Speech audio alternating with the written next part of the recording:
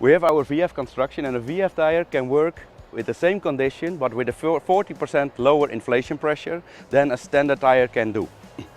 VF also eliminates the speed on the pressure table, so from 15 up to 65 km/h at the same inflation pressure, that can always take the same load.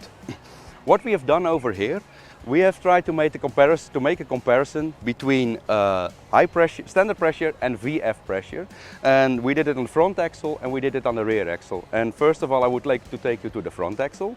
So here we see our VF front tire. This is 665/28.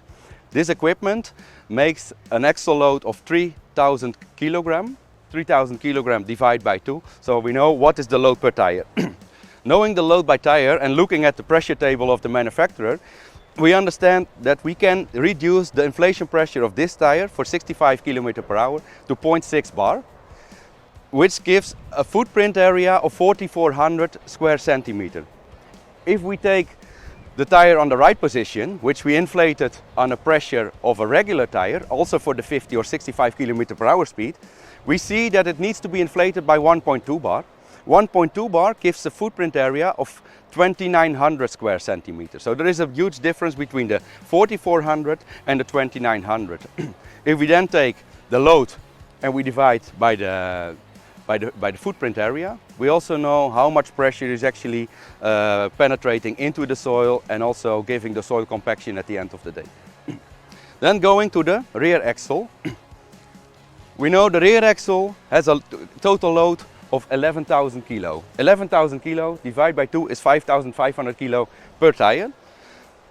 The tire on the VF construction can do the job up to 65 km at 1 bar. So there is no need to inflate or deflate the tire. So over here we see a footprint area of 6,900 square centimeter with the 1 bar tire, and in the 1.6 bar tire we see a footprint area of 5,200. The 5,200 compared to the 6,900 gives a difference of about 32 to 33% in footprint area.